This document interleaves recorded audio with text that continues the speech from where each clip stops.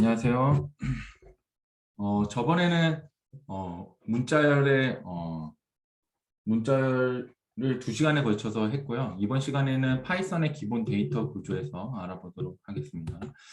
파이썬의 기본 데이터 구조는 크게 4가지로 구성되어 있는데요. 리스트, 투플, 집합, 딕셔너리로 되어 있습니다. 딕셔너리 같은 경우는 사전이라고도 불리우며 저는 딕트라고 부르도록 하겠습니다. 첫 번째로 리스트를 살펴보겠습니다. 그리고 리스트에 정의하는 방법을 볼 텐데요. 리스트를 정의할 때는 2가지 방법을 사용합니다.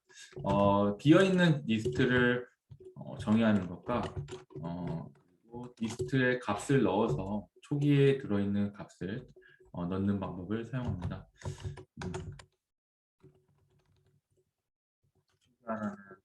것이고요. 빈 리스트를 정의하는 방법은 2가지가 있습니다. myList하고 내장 함수로 list라는 함수가 주어지는데요. 이렇게 리스트를 실행해서 변수에 넣어주면 비어있는 리스트 하나를 만들 수 있습니다. 또한 리스트는 대괄호로 묶여져 있기 때문에 이렇게 대괄호로 만들어도 비어있는 리스트 하나를 만들 수 있습니다.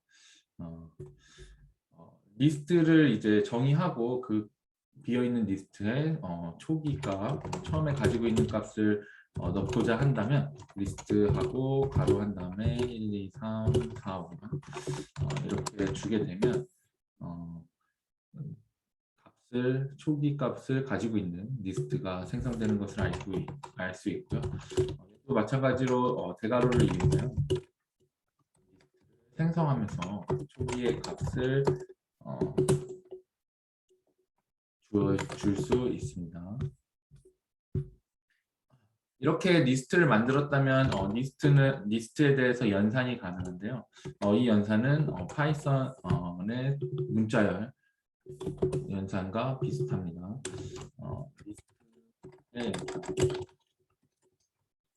리스트의 연산에는 이제 덧셈과 곱셈이 있는데요. 포함, 포함, 그리고 비교가 있습니다. 덧셈은 이제 숫자와의 덧셈이 아닌 리스트와 리스트끼리의 덧셈만 지원하게 되는데요. 이것은 마치 파이썬의 문자열의 덧셈과 비슷하게 2개의 리스트를 이어 붙이는 효과를 가지게 됩니다. 비교를 해볼까요? 곱셈을 보면 파이썬의 이제 곱셈과 같은데요. 이렇게 1 원소 하나만 가지고 있는 리스트에 3을 곱하면 똑같은 원소가 3개 들어있는 리스트라는 것을 알 수 있습니다. 또한 한 개의 원소만 있을 때는 이렇게 컴마를 주어서 리스트라는 것을 명시하는데요. 그렇죠? 그거는 똑같이 1을 가지고 있는 리스트가 반환되는 것을 알 수 있습니다. 이렇게 곱셈은 원래 덧셈에 곱하기 3은 원래 더하기 똑같은 것을 3번 더하는 거와 같기 때문에 똑같은 것을 3번 더하는 것과 같다는 것을 알 수 있습니다. 여기까지 됐고요. 포함 보겠습니다. 포함은 리스트에 있는 원소를 검사할 때 쓰는 거죠. 예를 들어 3이 y리스트 하게 되면 리스트에 원소가 들어있다면 3은 true가 되겠고 만약에 리스트에 원소가 들어있지 않다면 4는 들어있죠. 7 false가 됩니다. 문자열의 연산에서와 같이 들어있지 않는 것을 검사하게 되면 not in 앞에 not을 붙여서 할 수 있겠고요. 들어있지 않는 경우에는 true를, 들어있는 경우에는 false를 반환하게 됩니다. 비교는 이제 여러분들이 보겠지만 똑같은 것을 비교하는 데 사용하고요. 여기서 주의할 점은 한번 해보게 되겠습니다.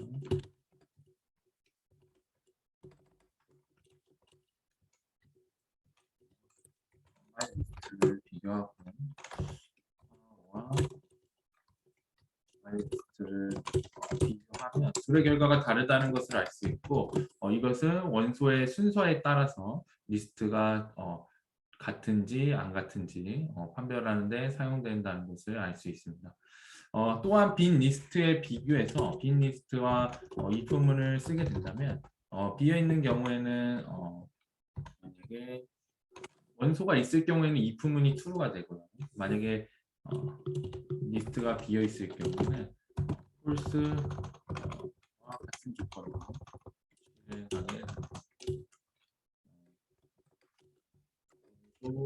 실행하게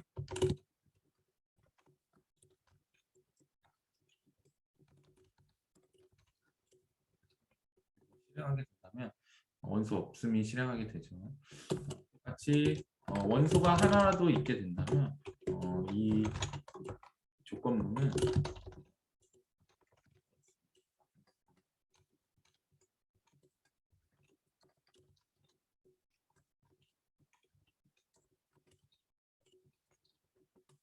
원소 있음을 실행하게 됩니다. 똑같이 비어있는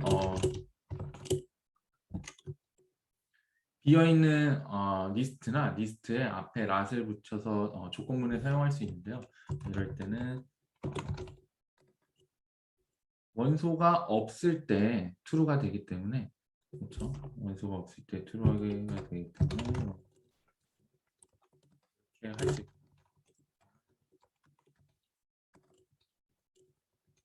이렇게 실행하게 되면 원소 없음이 나오게 되는 것을 확인할 수 있습니다. 리스트의 길이는 내장 함수 len을 사용하게 됩니다. 리스트의 길이를 구할 때는 len이라는 내장 함수를 사용하게 됩니다. len은 length의 줄임말이고 우리가 앞에서 본 것처럼 리스트의 길이뿐만 아니라 문자열의 길이를 구하는 데도 사용했었고요. 길이를 구하게 되면 원소의 개수가 나오게 됩니다. 리스트 또한 원소의 개수를 각각의 개별 원소에 접근하는 방법을 제공하는데 우리는 그것을 리스트의 인덱싱이라고 합니다. 리스트의 인덱싱은 리스트의 각각의 원소 하나에 접근하는 방법을 제공해 주는 거고요. 표현 방법은 대괄호 안에 인덱스라는 값을 넣어서 값을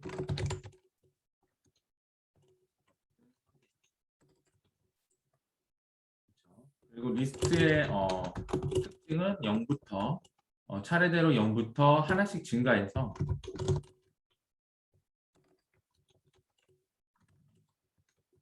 부여가 되고요. 한번 실행을 해보겠습니다. 파이썬의 문자열과 같이 첫 번째 원소는 리스트 대괄호에 0을 놓고요. 마지막 원소는 -1로 접근하게 됩니다. n번째 원소는 우리가 알다시피 예를 들어서 세 번째 원소는 인덱스 2를 이용해서 접근하게 되겠죠. 이렇게 접근하게 되겠고요. 마지막 값을 접근할 때 주의할 점은 길이를 이용해서 접근할 수 있는데 이런 방법은 가급적이면 사용하지 않는 것이 좋습니다. 그 이유는 자칫하다가 착각으로 myList 랭 하면서 접근하게 될 수 있고요. 또한 오류가 날 수 있는 그런 가능성이 있기 때문에 가급적이면 마지막 값을 의미하는 -1로 접근하는 것이 중요하겠습니다. 여기까지 하겠고요.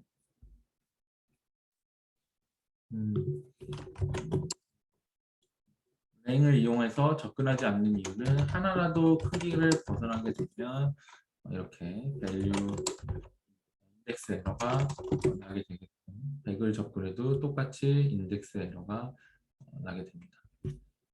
이 에러가 나면 프로그램이 그 순간 정지하기 때문에 프로그램에 진행하는 데 매우 치명적일 수 있고요. 그리고 리스트의 값을 변경하는 방법에 대해서 알아보겠습니다. 그 전에 리스트의 슬라이싱을 먼저 하겠습니다. 리스트의 슬라이싱은 잘게 쪼갠다라는 의미의 슬라이싱을 가져왔습니다. 리스트의 슬라이싱은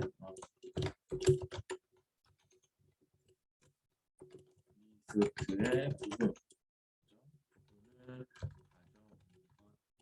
가져오는 것이며 인덱스가 하나의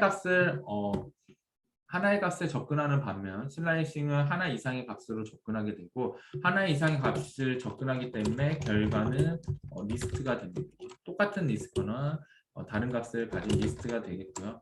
리스트의 슬라이싱은 콜론으로 구분되며 여기에 첫 번째 값, 그렇죠? 스타트 인덱스를 넣게 되면 스타트 인덱스가 스타트인 값부터 그리고 엔드 마이너스 1까지 잘라서 까지의 리스트를 반환하게 됩니다. 그리고 또 한 가지 대표적인 표현으로는 스텝이라는 표현이 있는데 스타트부터 하나씩 증가해서 스타트 플러스 1부터 엔드 마이너스 1까지 접근하는 거면 스텝 값을 주게 된다면 인덱스가 스타트부터 시작해서 그 다음 인덱스는 이제 스타트 스텝 해가지고 엔드 마이너스 1 이하에 이 스텝을 더해 나간 조건이 만족하는 값까지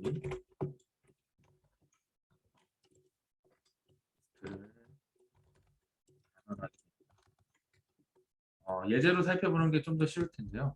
한번 살펴보도록 하겠습니다. my list가 아래의 값을 가질 때는 그렇죠? 2와 3을 쓰게 된다면 인덱스가 2이기 때문에 1을 쓰겠습니다. 인덱스가 1이기 때문에 첫 번째 값부터 인덱스가 2, 3보다 하나 작은 2까지의 원소를 가지는 리스트를 반환하게 됩니다. 마찬가지로 처음부터 끝까지에 대한 의미가 있는데요. 처음부터 만약에 2까지 반환하려면 이렇게 0 대신에 0 인덱스 0부터 3까지라고 쓸 수 있겠지만 0을 만약에 여기가 원소가 0이라면 생략해서 사용하게 되고요. 만약에 인덱스 3부터 마지막 원소까지 가져오게 되려면 얘도 마찬가지로 마지막에 슬라이싱의 인덱싱 값은 비워주게 되면 마지막까지 주어진 인덱스부터 마지막 값까지 가져오게 됩니다. 이 두 개를 병합해서 사용하게 되면 이렇게 둘 다 비워져 있는 것을 볼 수 있는데요. 이것의 의미는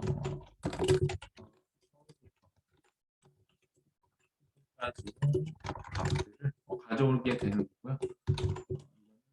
복사, 원래 리스트의 복사의 의미로도 사용되게 됩니다.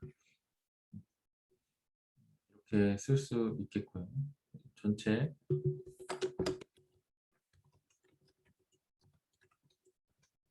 4번 이렇게 쓸 수 있겠네요. 여기까지 했고요. 스텝을 이용해서 사용해 보겠습니다.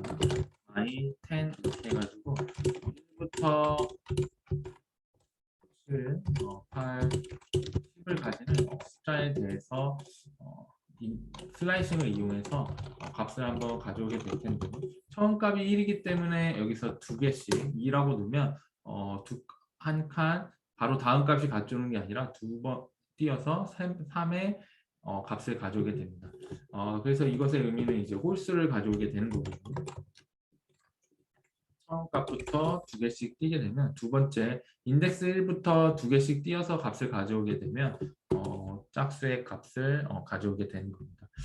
이게 항상 홀수의 의미, 뒤에 것이 짝수의 의미가 아니라 처음에 시작하는 값이 무엇이냐에 따라서 이제 가져오는 값이 정해지게 되겠고요.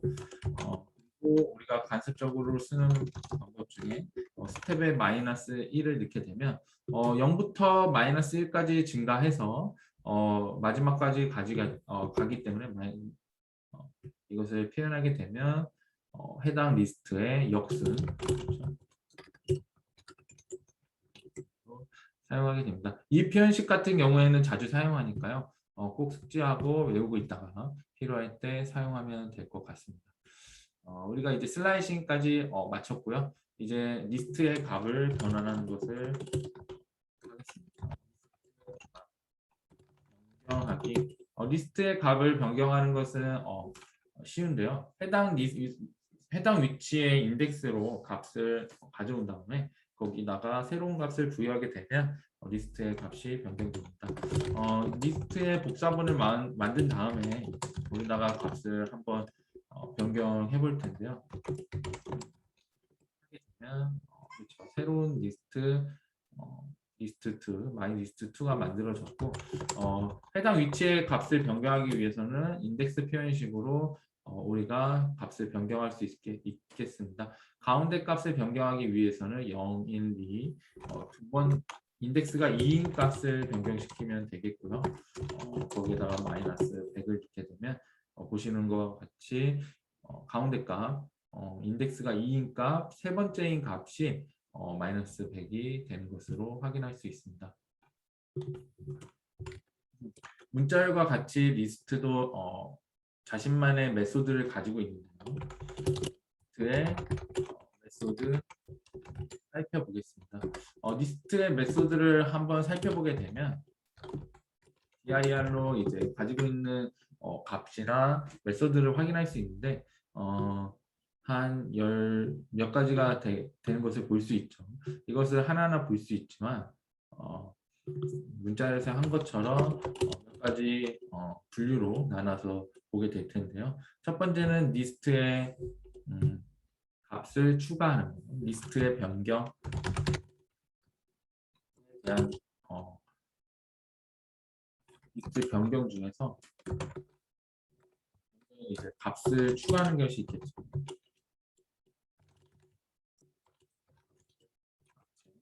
하는 것에 대해서 본 다음에 리스트의 복제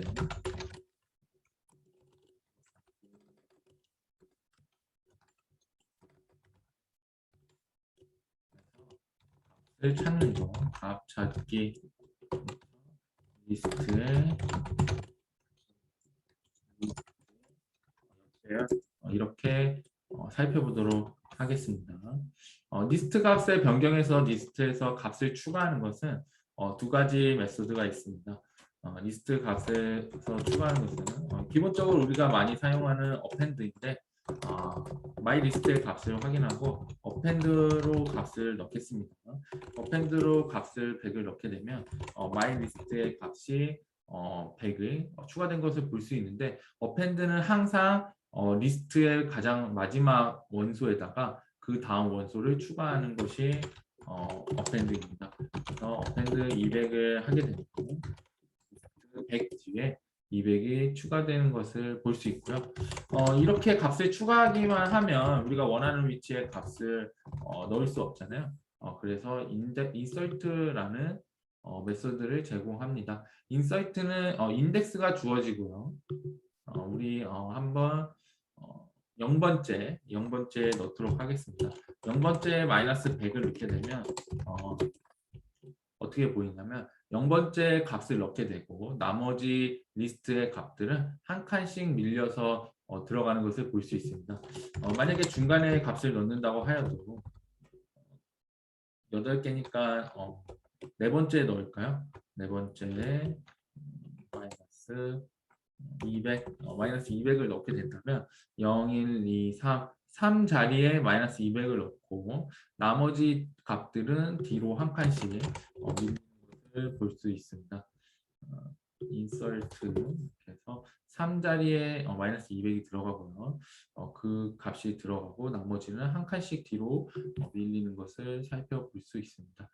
리스트의 값을 삭제하는 것은 이제 우리가 remove와 팝을 볼 수 있겠는데요. 먼저 팝부터 확인하겠습니다. 팝은 이제 어펜드와 반대되는 연산인데요. 팝을 하게 되면 우리가 값을 추가하는 거는 어펜드로 값을 추가하는 거는 마지막 원소 뒤에 값을 추가하는 반면에 팝은 마지막 원소를 하나 빼고 반환한 다음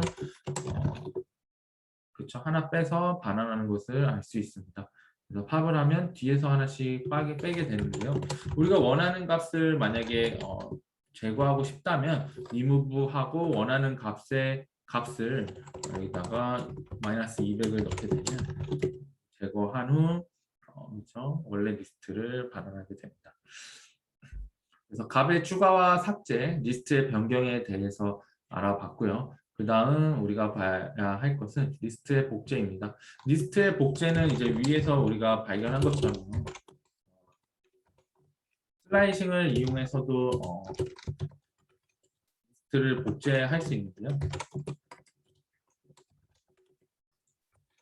다른 방법으로는 리스트에 우리가 많이 사용하는 copy라는 함수를 이용해서 메서드를 이용해서 리스트를 또한 복제할 수 있습니다. 그리고 리스트 안에서 값을 찾는 방법을 살펴보겠습니다. 그거는 좀 정리하고 있습니다.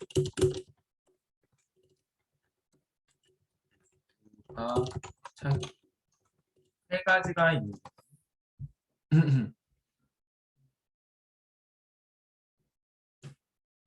두 가지가 있는데요.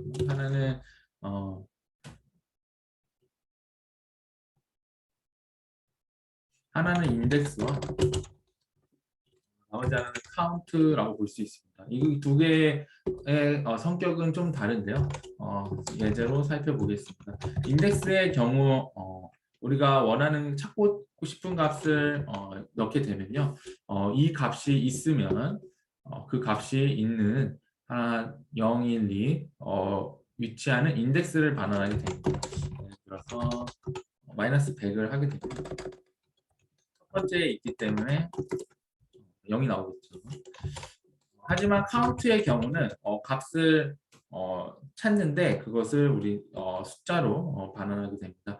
마이너스 100이라고 하면 만약에 있을 경우 마이너스 100이 몇 개 있는지 반환하게 되고요. 예를 들어서 못 찾게 된다면 카운트는 0을 반환하게 됩니다. 그리고 또한 인덱스에서 주의할 점이 있는데요. 못 찾는 값을 넣었을 경우 마이너스 200을 넣었을 경우 에러가 나서 프로그램이 중지될 수 있다는 것을 꼭 기억하셨으면 좋겠습니다. 그리고 이제 리스트에 대한 정렬입니다. 마이 리스트 새로 하나 만들어 볼게요. 13, 2, 7, 5 그렇죠. 그리고 12, 11 이런 리스트가 있다고 봤을 때 리스트의 정렬은 연습을 위해서 하나를 복사해서 만들겠습니다. 이렇게 두 개의 리스트가 있을 때 한번 비교를 해보겠습니다.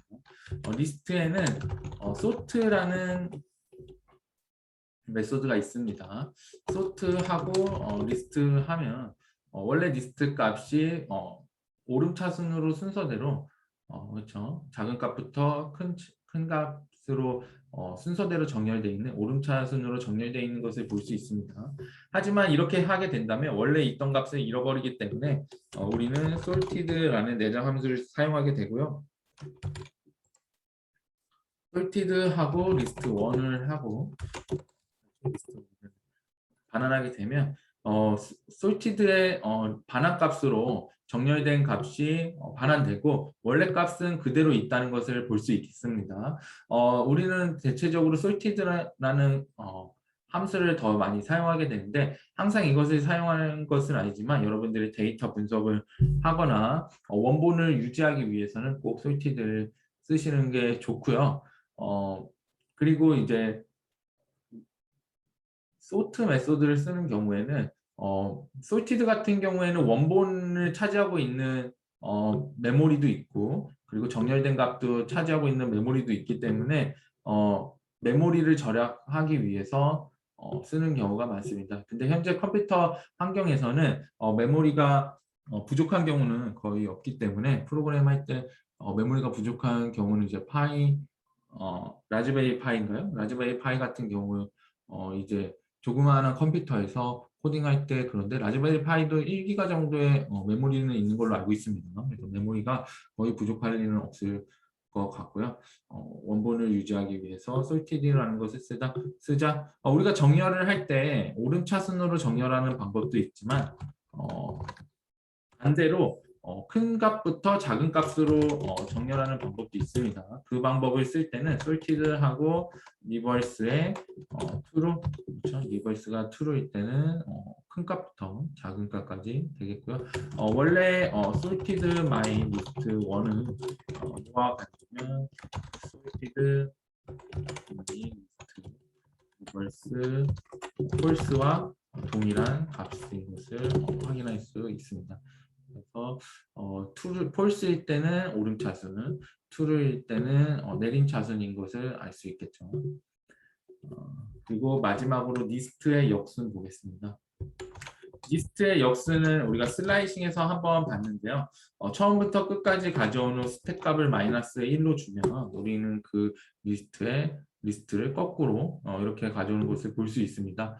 my list 1으로 할까요? my list 1으로 하면 리스트를 거꾸로 가져오게 되죠. 역순으로 배열하는 것도 마찬가지로 두 가지 방법이 있는데 우리는 리버스드라는 메소드를 쓰게 되겠죠. 이렇게 쓰게 된다면 위와 동일한 결과를 얻게 됩니다. 하지만 여러 가지 이유로 이렇게 이터레이터를 반환하게 되는데 이 안에 값을 펼쳐 보려면 이렇게 리스트 주시면 값을 펼쳐 볼 수 있습니다. 리버스드 할 때 이렇게 함수로 나오는 경우는 이터레이터로 나오는 경우는 이유는 뭐냐면 마지막에 이 리스트의 크기를 모르기 때문에 이 리스트를 거꾸로 해서 완전히 펼쳐놓게 되면 메모리에 대한 부담이 상당할 수 있습니다. 그래서 리버스드 할 때는 값을 뒤에서부터 하나씩 꺼내올 수 있게끔 만들어진 리버스 이터레이터로 반환하게 되고요. 지금은 뭐 메모리에 대한 걱정이 없기 때문에 그 값을 펼쳐보기 위해서는 리스트 하게 되면 거꾸로 하나씩 값이 빼와서 담기기 때문에 거꾸로 된 완전한 리스트를 살펴볼 수 있습니다. 여기까지 했고요. 리스트 마무리하겠습니다. 그 다음에는 이제 투플을 하겠습니다. 투플.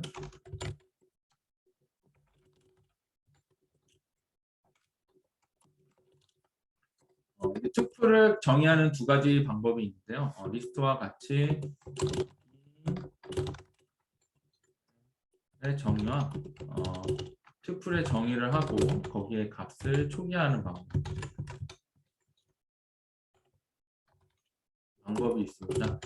투플을 정의할 때는 이제 리스트와 같이 내장 함수를 이용하는 방법이 있는데 내장 함수 투플을 이용하게 되면 비어있는 투플이 나타나게 되고 이럴 때는 가로 투플을 나타내는 기호인 가로로 묶여져서 나타납니다.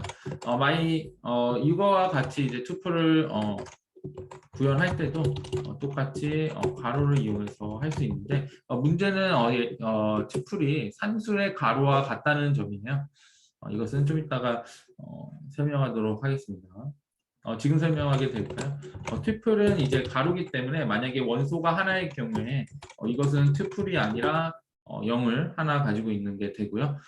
이것이 투플이라는 것을 표시하기 위해서 원소가 하나일 때는 컴마를 넣어서 뒤에 값이 비어져 있다. 그래서 이것은 투플이다라고 표현할 수 있습니다. 표현도 이렇게 콤마를 찍고 뒤에 원소가 없이 나오는 것을 볼 수 있죠.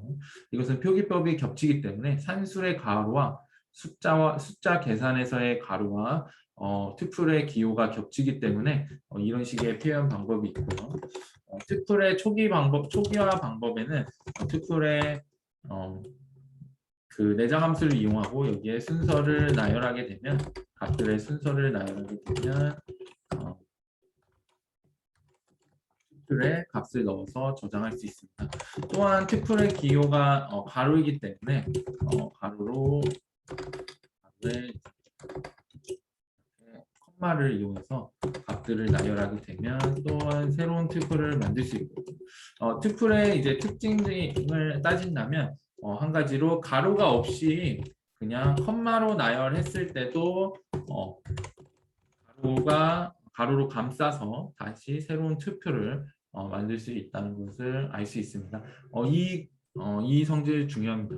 이런 특징은 중요하기 때문에 꼭 기억해 주시기 바랍니다. 그래서 값에 튜플을 정의할 때는 가로가 없어도 컴마로만 연결시켜도 튜플을 정의할 수 있다라는 거 꼭 기억하셨으면 좋겠고요. 그리고 튜플의 연산 보겠습니다.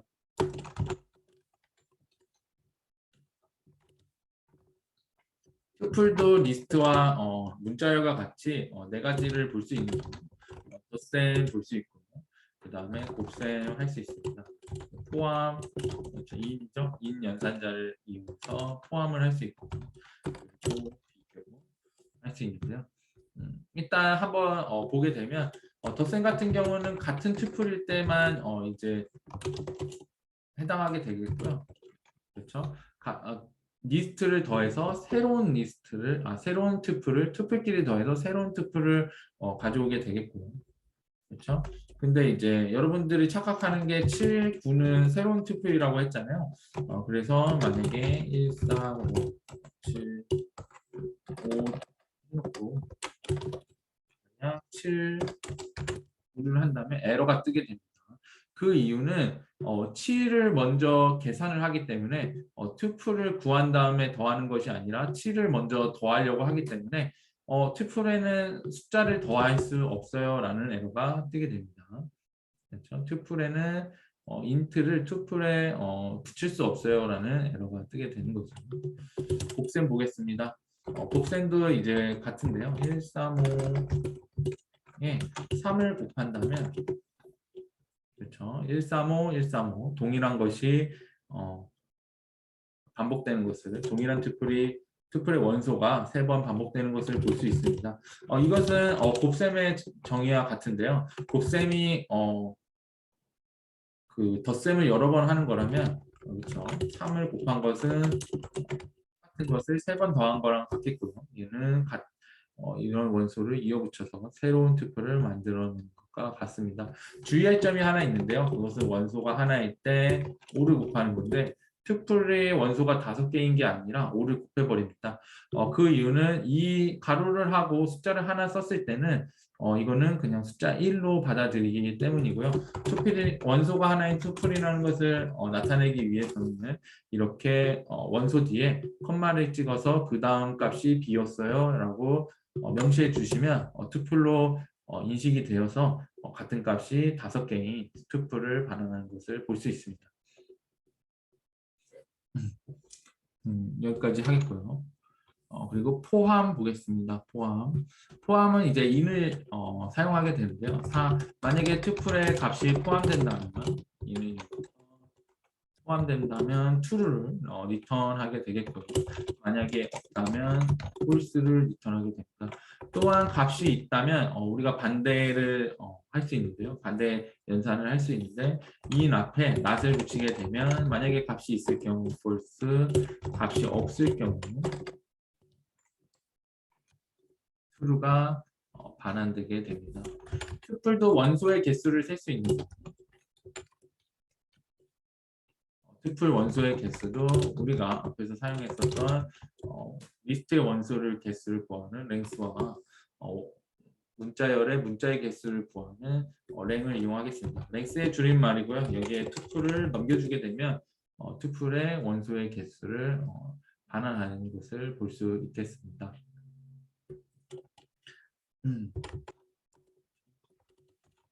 튜플의 인덱싱 보겠습니다.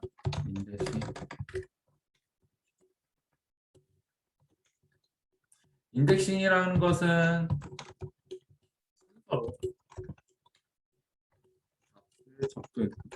접근하는 순서 또는 값의 위치로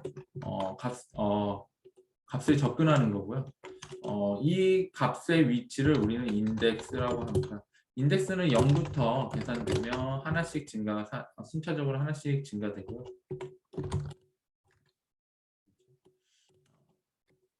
증가되겠고요.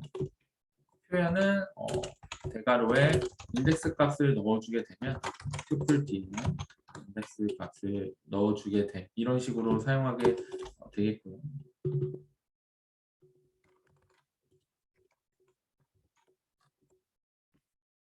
한번 실행해 볼까요? 그렇기 때문에 세 번째 인덱스는 우리가 이렇게 표현하겠고요. 이렇게 나옵니다.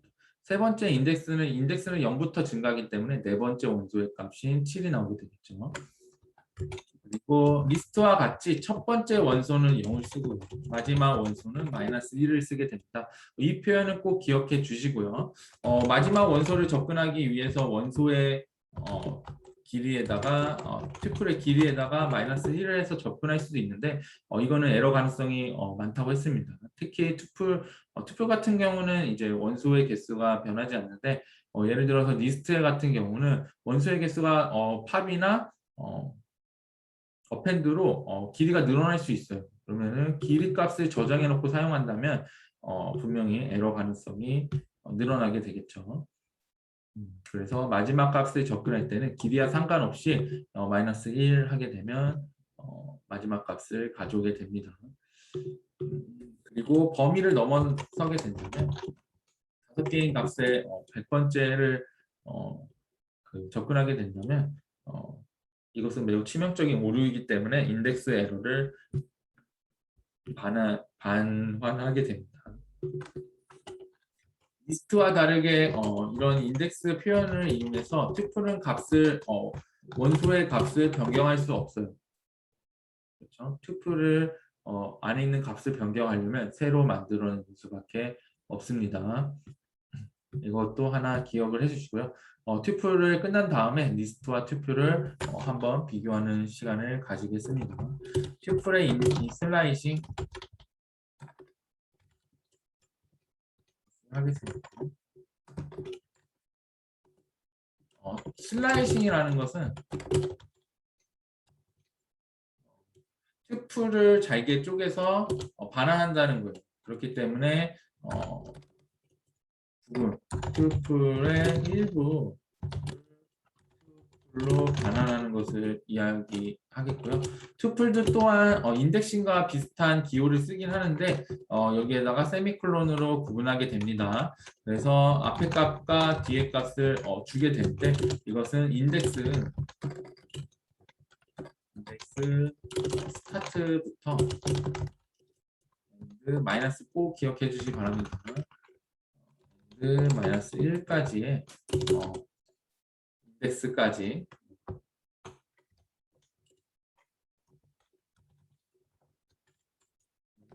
반환하는 거고요. 여러 개를 반환하기 때문에 투플로 반환하게 됩니다. 한번 해보겠습니다. 투플 값을 한번 보겠습니다. 5개 들어있죠. 1부터 4 하겠습니다. 이것의 의미는 인덱스 1부터 3까지의 값을 가져오는 거고요. 인덱스는 1부터 3까지니까 두 번째 값부터 네 번째 값까지 가져오는 투플을 반환하게 됩니다. 그리고 이제 우리가 몇 가지 표현을 볼 수 있는데요. 첫 번째부터 세 번째 인덱스까지 가져오려면 첫 번째라고 해서 이렇게 쓸 수 있겠지만 그보다 우리는 아무것도 쓰지 않고 4를 쓰게 되면 첫 번째부터 0이군요. 죄송합니다. 0부터 4라고 쓸 수 있겠지만 0을 생략해서 쓰는 것을 더 추천드립니다. 이렇게 쓰셔야 하고요. 그리고 만약 4부터 마지막까지라고 한다면 이렇게 마지막 부분에 인덱스의 값을 비워두면 4부터 인덱스 4부터 마지막까지 값을 나타내면 되겠고요. 인덱스 4가 마지막 값이시기 때문에 원소가 하나인 투플을 반환했어요. 3이라고 하면 이렇게 3부터 인덱스가 3인 거니까 네 번째 값부터 값이 들어있는 원소를 가지고 있는 튜플을 반환하게 됩니다. 이것을 응용하게 되면 아무것도 없고 세미콜론만 달라 있게 될 수 있는데요. 이것은 처음부터 끝까지 원소를 가지고 있는 새로운 인덱스를 인덱스가 튜플을 반환하게 되고요. 이것은 새로운 튜플이기 때문에 이것은 튜플의 복제와 같습니다.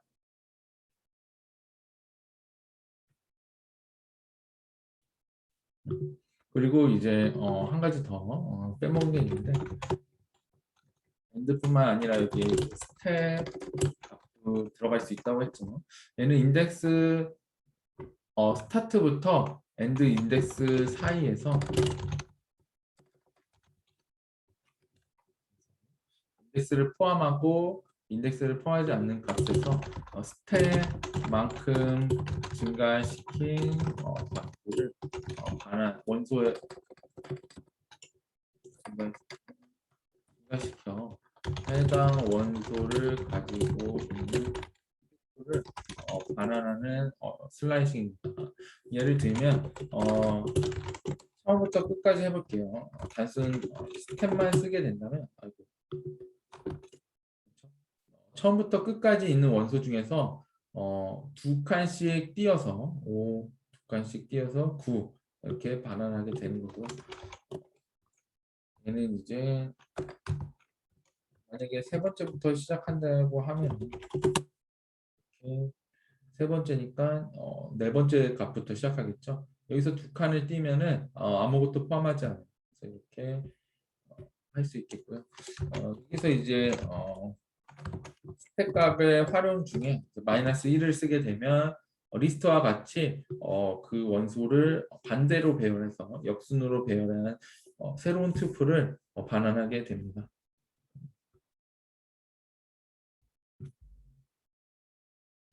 튜플의 메소드 보겠습니다. 튜플은 한번 값이 결정되면 그 값을 추가하거나 삭제할 수 없어요. 그래서 우리가 쓸 수 있는 것들은 이제 리스트와 다르게 튜플의 메소드는 연산 튜플의 값 찾기, 튜플의 복제 있겠습니다. 그리고 튜플의 정렬 있겠죠. 튜플의 값을 찾는 것은 우리가 이제 보면 인덱스 있겠죠. 그래서 3 이렇게 하면 3이 위치하고 있는 인덱스를 반환하게 되고 만약 찾지 못한다면 에러를 발생하게 됩니다.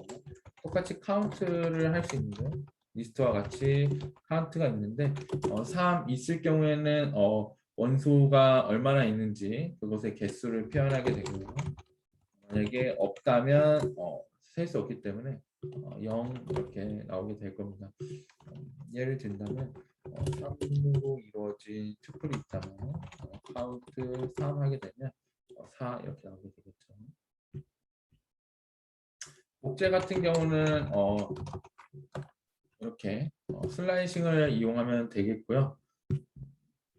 튜플의 정렬은 똑같이 소티드 이용하면 될 것 같습니다. 소티드 이용하면 튜플은 자기 자신의 값을 변경할 수 없어서 소트라는 메소드를 지원하지 않아요. 그렇기 때문에 소트링을 하고 싶으면 튜플 해서 원소의 값을 순서대로 배열할 수 있고요. 그리고 플러스 true 값을 주어서 내림차순으로 또 정렬할 수 있습니다. 역순 같은 경우에도 이제 슬라이싱을 이용하는 방법이 있습니다. 그래서 myTuple 하고 마이너스 1을 주게 되면 역순이 나오는데 우리는 이겁니다. 마이너스 1 스택 값을 마이너스 1로 주면 역순의 값이 나오고 또는 리버스드라는 내장 함수를 이용해서 구할 수 있습니다. 리버스드는 값을 보여주는 게 아니기 때문에 펼쳐서 보고 싶다면 리스트 하게 되면 역순으로 값이 나오는 것을 볼 수 있습니다. 리스트와 튜플을 했기 때문에 두 개를 비교해 보겠습니다. 리스트와 튜플 리스트와 튜플은 목적이 다른 자료 구조예요. 자칫 리스트와 튜플은 값을 담아놓는 것이라고 생각할 수 있는데 값을 담아놓는 것은 곳, 장소 이렇게 되겠죠. 튜플 같은 경우는 어떠한 데이터를 표현 또는 나타내기 표현 또는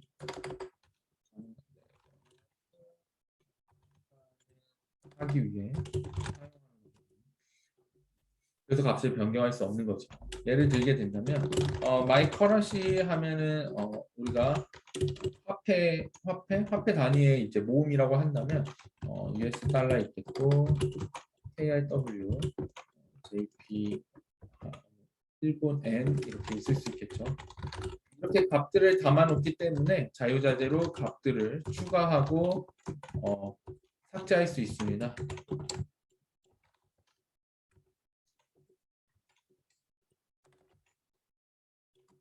값을 추가했고요.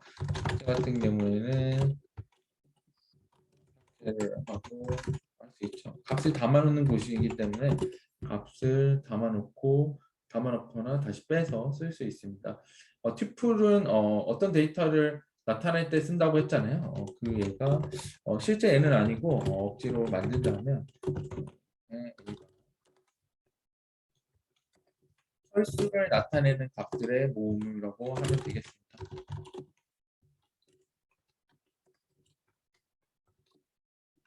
그래서 어떤 값의 상태나 우리가 이걸 스냅샷이라고 하는데 어떤 시점에서의 상태, 어떤 객체의 상태를 나타내기 때문에 그 값을 함부로 변경하거나 뭐 값을 넣는다던가 복제한다는 등의 연산을 지원하지 않는 거고요.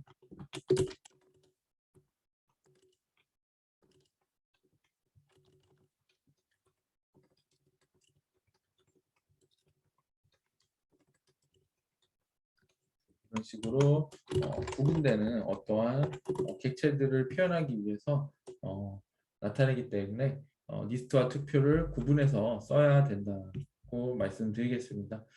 또한 이제 투플에 대해서 한번 하나 더 말씀드리면 패턴 매칭이라는 것을 볼 수 있습니다. 우리가 투플을 정의할 때는 이렇게 콤마로도 정의할 수 있다고 했었죠. 자, 이거에 대한 특징을 하나 보고 넘어갈 텐데 만약 10,20이 있다면 패턴 매칭을 이용하여 각각의 값을 A와 B에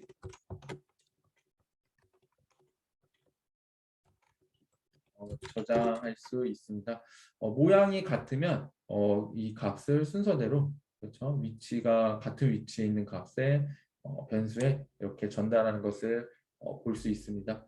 또한 튜플은 이 값이 없어도 되기 때문에 이러한 표현도 똑같은 결과를 가져오고요. 또한 반대로 10과 2 이렇게 해서 또 똑같은 결과를 가지고 올 수 있습니다. 그렇죠? 그리고 언더바에 대해서 우리가 이전에 변수를 배울 때 다뤘었는데요.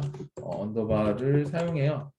우리가 관심 있는 값만 패턴 매칭을 이용하여 사용할 수 있다. 변수의 이름을 짓는 것 또한 오버헤드이기 때문에 프로그래머 입장에서 오버헤드이기 때문에 특정 변수만 변수로 이렇게 패턴 매칭해서 내가 관심 있는 값만 위치에 상관없이 패턴 매칭을 이용해서 가져올 수 있습니다. 또한 좀 더 복잡한 형태의 패턴 매칭도 가능한데요. 예를 들어서 형태만 맞는다면 복잡하더라도 그 형태대로 값을 가져오는 것을 알 수 있습니다.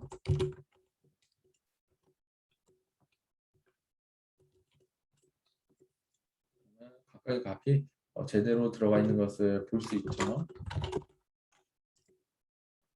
값이 제대로 들어가 있는 것을 볼 수 있습니다. 이렇게 투플과 리스트 정리하였고요.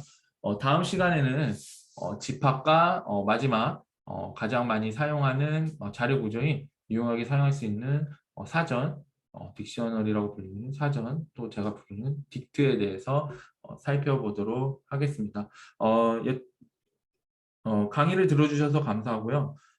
강의를 듣다가 강의에 나오지 않는 내용에 궁금하거나 질문이 있으신 분들은 이메일로 그 질문을 전해 주시면 제가 최대한 빨리 그리고 최대한 자세히 답장을 드릴 거고요. 또한 강의에 대한 피드백이 있으면 그것도 전달해 주시면 제가 그것을 다음 강의에 반영할 수 있도록 하겠습니다. 들어주셔서 감사하고요. 다음에 이어서 뒷부분 강의할 때 또 뵙겠습니다. 감사합니다.